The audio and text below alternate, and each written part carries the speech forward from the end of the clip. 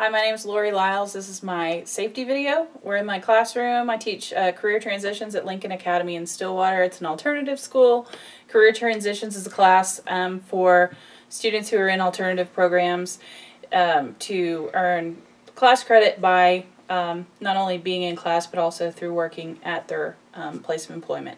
So we're going to go ahead and get started. This is the door to come into my classroom, and right next to it I have the safety color chart, and then this is our school district's emergency procedures. And in here there's the procedures for severe weather, fire, lockdown, shelter in place, an unidentified suspicious person on school site, weapons, bomb threat, and then there's also the phone tree and the school map that has the resource officer's phone number, the different schools, the Board of Education building downtown.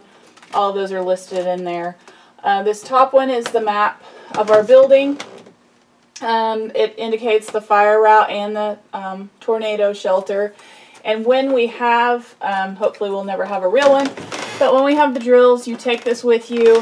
We have the red and green cards inside to indicate, you know, red would be we don't have everyone that we are supposed to have, and green is the all clear. Our group is all together.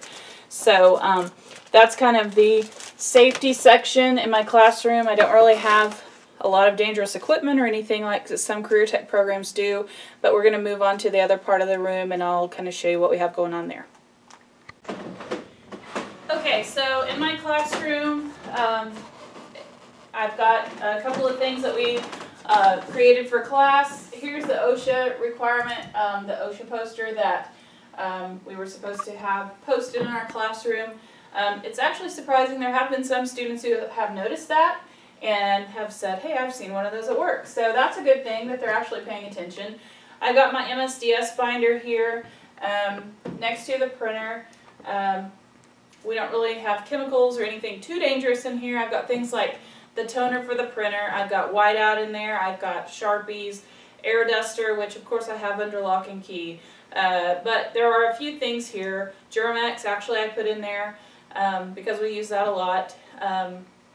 So really you can have MSDS binders for any type of setting, because I was kind of skeptical that I would have any dangerous chemicals, but it was kind of surprising what I did find out.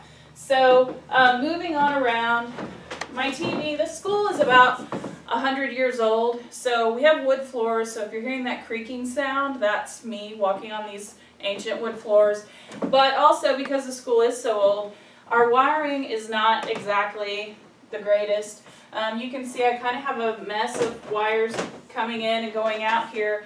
This one is the TV cable, and it goes on the floor over here to where the outlet is. And so that obviously is a trip hazard. I try to keep it pushed up next to the baseboard as much as I can. The students, you know, there's not really a lot of traffic over here in this corner except for the one person that might be at this station. So it's not, I mean, it is a hazard, but it's not really in a main traffic way.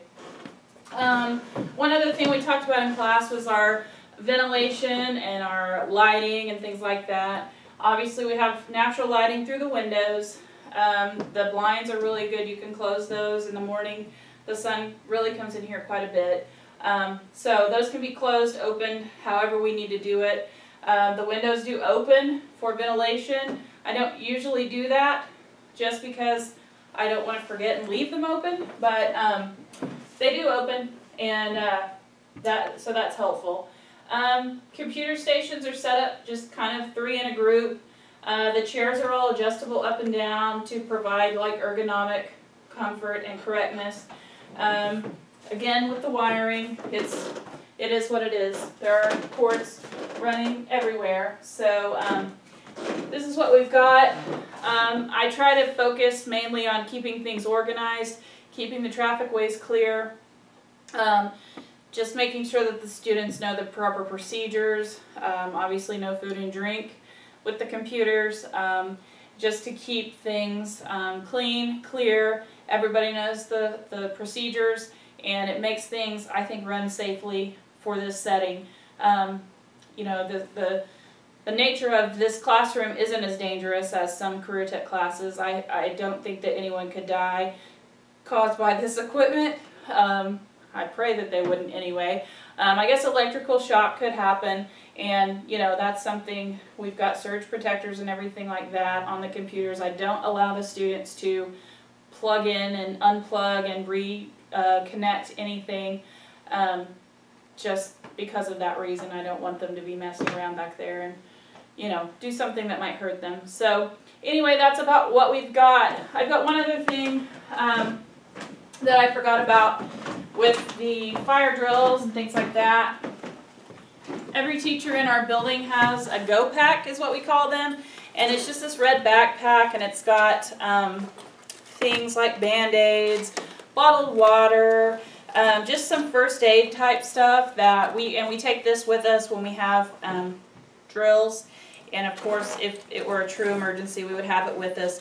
There's another copy of the red and greens if for some reason you're rushing out and you forget to grab your little, the one on the wall. There's peroxide, there's alcohol, there's a flashlight. So this is really kind of a little handy kit, and our secretary just put these together for us from Walmart. I mean, they're not anything special, it's just kind of a first aid kit, and that's a really useful tool. You know, it's not something that I've ever had before in a school, and I appreciate having this, because you've always got, you know, especially if you're rushing around, someone might trip and fall, need a Band-Aid, need something like that, and it's just comforting to know that you would have that just in case you needed it. So this is my classroom, and that's it. Thanks.